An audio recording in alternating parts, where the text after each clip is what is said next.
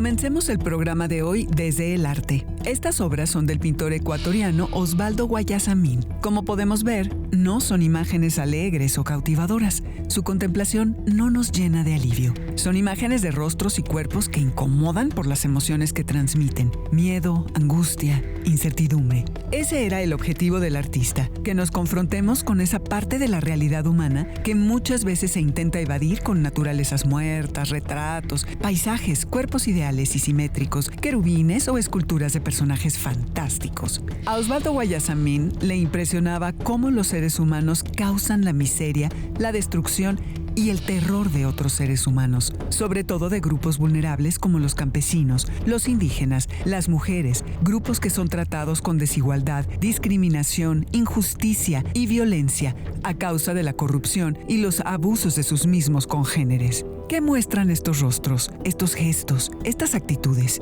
Muestran distintos tipos de miedo. Van desde la preocupación y la angustia hasta el pánico y el terror. El miedo puede ser momentáneo, permanente, individual o colectivo. El miedo paraliza, desactiva, reduce la capacidad de resistencia y de crítica de la población. Es una emoción humana básica que se puede transformar en sentimiento destructivo del individuo y la sociedad. Eso lo sabemos bien, pero si nos detenemos a pensar un poco, el miedo ha sido también un sentimiento que ha propiciado la creación.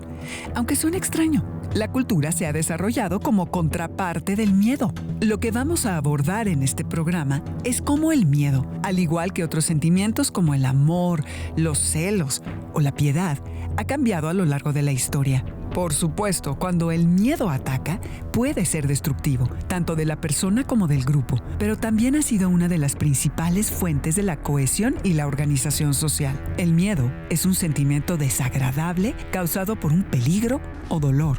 Da miedo sufrir, ser abandonado por un ser querido, por la pareja, pero en el fondo, en última instancia, como se ve en estas pinturas, todo miedo es miedo a la muerte, miedo a no poder disfrutar más de placeres como comer, beber, dormir, amar, reír, jugar, correr, a disfrutar de la compañía de nuestros seres queridos. A eso todos le tenemos miedo. En eso todos somos iguales. Las personas que viven en una situación de miedo y angustia pierden las ganas de establecer relaciones duraderas, pierden la memoria, la capacidad de organizar las ideas, de solucionar los problemas, de investigar posibles alternativas. Además, pueden limitar su vida social y afectiva a grados meramente utilitarios de costo-beneficio, en lugar de disfrutar de las relaciones personales. Vivir con miedo es simplemente no vivir, es solo sobrevivir. Es indudable que existen situaciones peligrosas que los seres humanos no provocamos y no podemos controlar. Por ejemplo, un huracán, lluvias torrenciales, un tsunami, una sequía, un incendio, un terremoto, una epidemia, las enfermedades y la amenaza de los animales feroces o de insectos que puedan atacarnos. Entre los pueblos antiguos, el miedo a estos fenómenos se trató de curar. ¿De curar? No exactamente, mejor digamos de mitigar o desviar con rituales creados para comunicarse con las fuerzas naturales y pedirles que no enviaran el mal. Una de las partes más importantes de las creencias religiosas del surgimiento de las deidades se encuentra en el miedo. Por eso en estas sociedades encontramos dioses del agua, del fuego, del viento, de la fertilidad, del bien, del mal, para de alguna manera entrar en contacto con lo poderoso y podríamos decir negociar con ello. Esto significa que, como dijimos antes, el miedo contribuyó al desarrollo cultural. ¿Cómo sucedió esto? Entendemos que el miedo es una emoción primaria, pero tiene una historicidad. Así como el hombre cambia, las emociones también. El miedo primitivo de los primeros pueblos que existieron es diferente al miedo de la época moderna o contemporánea. Actualmente el miedo puede ser el resultado de las malas experiencias que se han vuelto comunes en la sociedad, como ser robado, asaltado o golpeado. Antes el miedo era, por ejemplo, contagiarse de una enfermedad sin cura o la muerte súbita. Los primeros seres humanos mostraron miedo a lo desconocido, a la lluvia, a los animales, a los truenos. Sus miedos eran otros comparados con nuestros miedos al desempleo, al rechazo social, al jefe o al fracaso. Los seres humanos somos miedosos. pero terminamos acercándonos a lo que no podemos controlar. Aquí encontramos uno de los orígenes de los mitos, las religiones y las ideologías. La mitología griega habla del miedo que sentimos los seres humanos a la venganza o el capricho de los dioses. También habla de cómo en todas las culturas los sacrificios han tenido la función de establecer comunicación con las fuerzas sagradas para mantener el equilibrio cósmico, pero sobre todo para garantizar la abundancia de recursos, principalmente de alimentos. Sacrificaron seres humanos y animales en la India, en el Medio Oriente, en África, en Grecia, en Roma, en América del Sur, en Mesoamérica, para asegurar que las fuerzas naturales desconocidas y poderosas estuvieran satisfechas y no enviaran sequías, inundaciones o epidemias. También para adquirir dones y energías para vencer a los enemigos en una batalla y también para algo muy importante, para mantener a la comunidad unida, cohesionada y armónica, es decir, para evitar que la violencia se volviera contra la misma comunidad. Parece que obtener la paz a cambio de la carne y la sangre es algo tan viejo como la civilización misma. De hecho, la ingesta del pan y el vino, reales o simbólicos, en muchas religiones, es la manera de fundar una comunidad solidaria y unida. Así sucedía en las viejas culturas, pero también, aunque menos visible, así sucede en nuestras culturas. El miedo al mal o a lo desconocido se trata de aplacar con un sacrificio o autosacrificio, flagelarse, retirarse, no hablar, llorar, rezar, o volverse un fanático de algo, del trabajo, de las drogas. En el siglo XIV, durante la Baja Edad Media, tuvo lugar una pandemia en Europa. La peste negra. Esta enfermedad mortal contagiaba a todos por igual. No distinguía entre clases sociales o nivel económico, pero la crisis que provocó fue aprovechada por unos cuantos para manipular a los campesinos y despertar la hostilidad contra las minorías, acusándolos de ser los culpables de la desgracia. Los gobernantes en turno aprovecharon el momento de desconcierto, miedo e inseguridad para favorecerse políticamente. El miedo provocó reacciones violentas, como encontrar archivos expiatorios para echarles la culpa. Las víctimas más afectadas fueron los judíos. Se les acusó de envenenar los pozos y ensuciar los puertos y las calles para acabar con los cristianos. La rabia y la violencia llegó al extremo de organizar pogromos, es decir, linchamientos y matanzas masivos de grupos de judíos. Hubo pogromos en distintas regiones de Alemania, Suiza y España. Los pogromos fueron espontáneos o premeditados y no solamente intentaron acabar con las vidas de las comunidades judías, sino también saquear sus casas, negocios y centros religiosos para tratar de extinguirlos por completo. Estos fueron antecedentes de lo que siglos más tarde llevaría a los nazis al genocidio judío. La violencia que la población descargó en su contra tuvo que ser frenada por el Papa Clemente VI, quien publicó una bula para exculparlos de la responsabilidad de la plaga. Entre la época medieval y el auge de los nacionalismos en el siglo XIX, los judíos fueron más o menos incluidos o más o menos excluidos de las ciudades y pueblos donde vivían. Durante la Segunda Guerra Mundial, el miedo, la venganza, la ambición y otros sentimientos destructivos volvieron. Los nazis crearon guetos similares a los existentes desde tiempos medievales para aislar a los judíos del resto de la población. El odio creció hasta que Hitler y los nazis decidieron exterminarlos. El genocidio del pueblo judío, junto con los comunistas, los homosexuales y los gitanos, fue en este momento la solución nazi para que los alemanes se mantuvieran unidos. Pretendían que únicamente quedara la población de origen ario, que se distinguía, según sus mitos y fantasías, por ser ordenada, bella y sana. El miedo al otro, a lo desconocido o a lo distinto, puede llevar a un grupo a pretender eliminar a ese otro, bajo el pretexto de ahuyentar el mal. La idea de la confabulación de los malos contra los buenos, de que un sector representa cierto peligro para el otro, es un recurso que suele difundirse para alimentar el miedo colectivo. Muchas veces, para las élites, el mal proviene de las clases bajas. La historia da cuenta de cómo esas élites han asociado el desorden y la ruina con la gente que ha sido maltratada y despojada por ellos mismos. Los acusan de todos los males sociales y, en realidad, detrás de sus ideas encontramos miedo a perder los privilegios. Privilegios que, frecuentemente, fueron conseguidos por sus padres, abuelos, bisabuelos, casi siempre de forma no honrada ni pacífica. Los alcohólicos o drogadictos de su mismo grupo son tolerados. Las agresiones sexuales y los abusos que cometen, aunque recurrentes, así como sus formas de violencia y represión, se ocultan o se ignoran.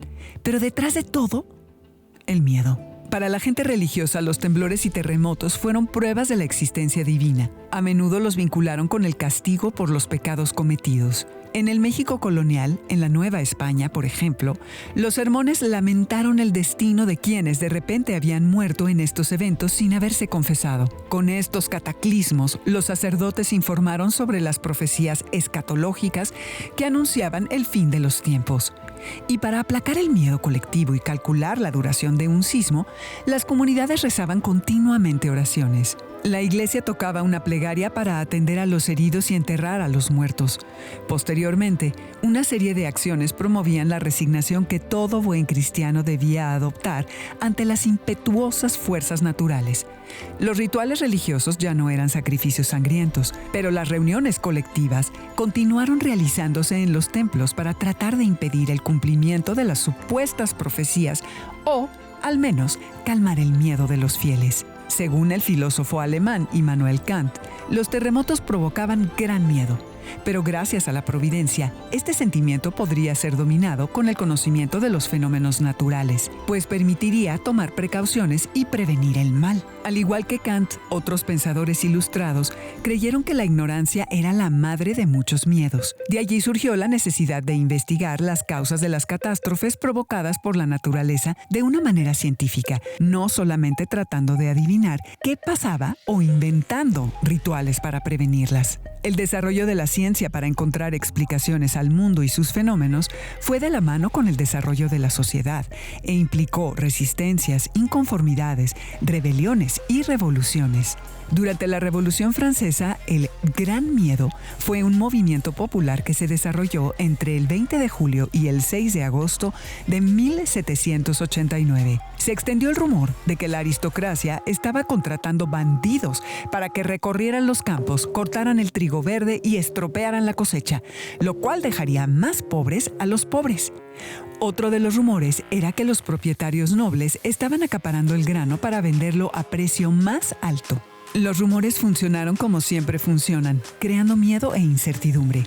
El miedo a la venganza de los monárquicos o a la acción de los revolucionarios se extendió con rapidez y se produjeron conflictos militares y revueltas de conservadores y liberales de manera casi simultánea. El miedo a quedarse sin ingresos, sin trabajo y sin estabilidad siguió presente en la sociedad en todo el siglo XIX. Para el siglo XX, tras el miedo a la violencia desatada con la Primera Guerra Mundial, sigue el miedo a las crisis económicas. Otro gran miedo se registró en 1929, el día conocido como Jueves Negro, cuando los ricos inversionistas y sus empleados se congregaron afuera de la Bolsa de Valores de Nueva York.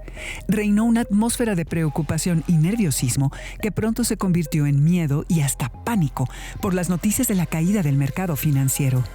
En las calles, el miedo convertido en pánico se extendió en forma colectiva. Reinó la incertidumbre. Cada segundo traía peores noticias. En cuestión de minutos, muchos empresarios se quedaron en bancarrota. Algunos millonarios e inversionistas enloquecieron y recurrieron al suicidio. Pero la crisis golpeó a todos. Muchos obreros y campesinos se quedaron sin trabajo. Tuvieron que emigrar.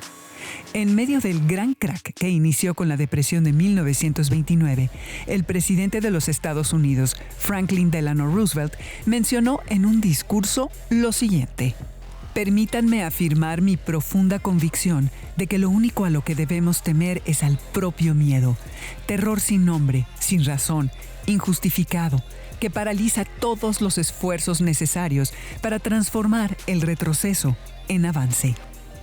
Efectivamente, el miedo al miedo es paralizante. No hay nada que temer más que al temor. ¿Qué quiere decir esto? Que el miedo debe controlarse, canalizarse, convertirse en otra cosa. ¿En qué? Pues en ideas, proyectos, acciones para evitar que nos vuelva a tomar como presas. hay hechos históricos que han dejado secuelas físicas y mentales en la población, como es el caso de los hibakusha, es decir, los sobrevivientes de los bombardeos nucleares de Hiroshima y Nagasaki, ocurridos en Japón hacia el final de la Segunda Guerra Mundial, en agosto de 1945. Hibakusha significa persona herida por los bombardeos. ¿A qué responde esta acción? ¿Una de las más destructivas emprendidas por los seres humanos de todos los tiempos? ¿Se justifica? El uso de la energía atómica para mostrar el poderío de los aliados, en especial de Estados Unidos, fue justificado por la agresividad previa de los japoneses que, con el respaldo de la mayoría de sus pobladores, ambicionaba expandirse y dominar el este de Asia. Las bombas fueron las medidas extremas para detener su violencia. Violencia apagada con violencia. Además de las enfermedades causadas por la bomba, muchos afectados sufrieron el rechazo del resto de la sociedad. Para conseguir trabajo, algunos ocultaron lo ocurrido y desarrollaron un mecanismo de defensa psicológica, una forma de anestesia psíquica, de pérdida de la afectividad e insensibilidad total ante la alegría o el dolor. Se calcula que 246,000 personas murieron en los bombardeos atómicos de Hiroshima y Nagasaki. Esta cifra y los informes de los efectos destructivos de la energía nuclear infundieron mucho miedo a los sobrevivientes, no solo a los japoneses que lo vivieron directamente, sino al mundo entero. La rendición de Japón después de los ataques nucleares dio fin a la Segunda Guerra Mundial, pero también dio pie al comienzo de la Guerra Fría. En 1947, el mundo quedó dividido en dos bloques: el capitalismo comandado por Estados Unidos y los países de la Europa Occidental, y el comunismo comandado por la entonces llamada Unión Soviética. La lucha de los dos bloques hegemónicos por dominar el mundo dio lugar a una serie de guerras regionales. Corea, Vietnam, Afganistán y la tensión bélica en Cuba son los conflictos más importantes.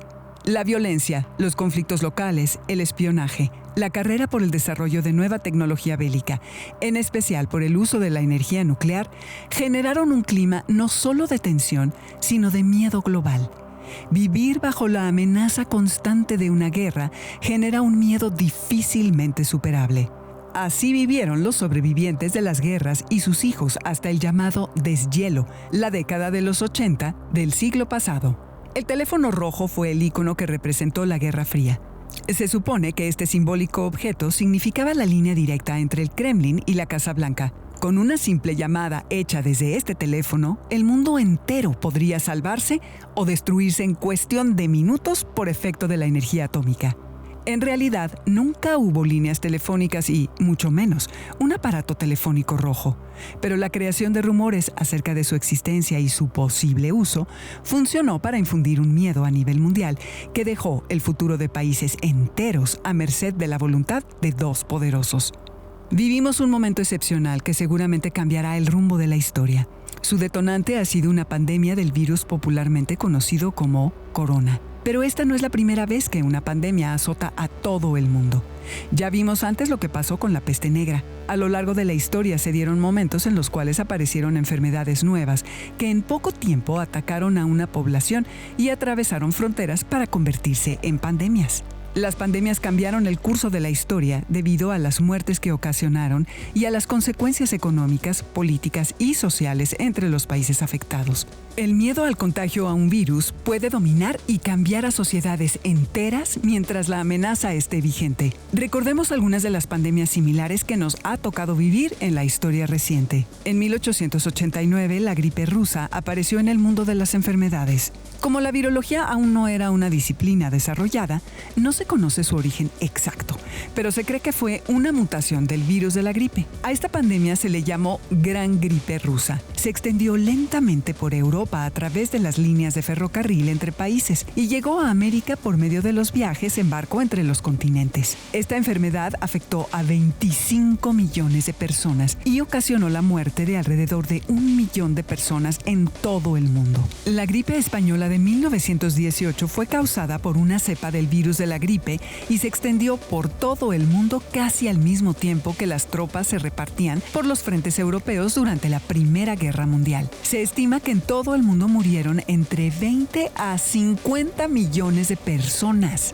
La gripe asiática causada por un virus aviar apareció en 1957. Esta pandemia registró 1 millón de muertos en todo el planeta. Una de las pandemias más graves y recientes es la del virus de inmunodeficiencia adquirida, el VIH, que puede desarrollar el síndrome de inmunodeficiencia adquirida, SIDA. Los primeros casos documentados tuvieron lugar en 1981 y desde entonces se ha extendido por todo el mundo. Su contagio se produce por contacto con fluidos corporales. Se calcula que el VIH ha podido causar alrededor de 25 millones de muertes en todo el mundo. El estigma y rechazo a la gente portadora del VIH es un buen ejemplo del miedo a la muerte o a convertirse repentinamente en alguien repudiado por la sociedad. Hemos visto cómo los miedos colectivos se han atenuado muchas veces al sacrificar a un chivo expiatorio o a alguien elegido y acusado de ser el culpable de los males. También a nivel personal se actúa de manera similar. Cuando se presentan situaciones críticas o difíciles, es común que las personas deleguen la responsabilidad en un factor externo, que lo atribuyen a otra persona o que le echen la culpa a su esposa o esposo o tal vez a sus hijos. El maltrato infantil y la violencia contra las mujeres tienen sus raíces en el miedo de padres y maridos autoritarios. Es un miedo cultivado debido a que en la casa y el trabajo su vida no les satisface. La frustración de no conseguir lo planeado, lo esperado, se puede convertir en agresión y dirigirse contra inocentes o personas que no están relacionadas de manera directa con esos conflictos. La violencia es fuente de miedo y el miedo es fuente de violencia. Las creencias y los valores de nuestra familia, de nuestra comunidad y de nuestra sociedad tienen un peso decisivo en el miedo. Los padres, los abuelos, los hermanos, los maestros y otras personas cercanas nos pueden enseñar a enfrentar, manejar y superar los miedos que se presentan desde que nacemos, pero también pueden hacer que los agrandemos al punto de quedar paralizados o incapacitados para vivir. El miedo ha sido siempre una fuente de conducción y manipulación de la sociedad, ya que, como hemos visto, las personas pierden la capacidad de respuestas razonadas y entran en procesos de devaluación o depresión socioemocionales.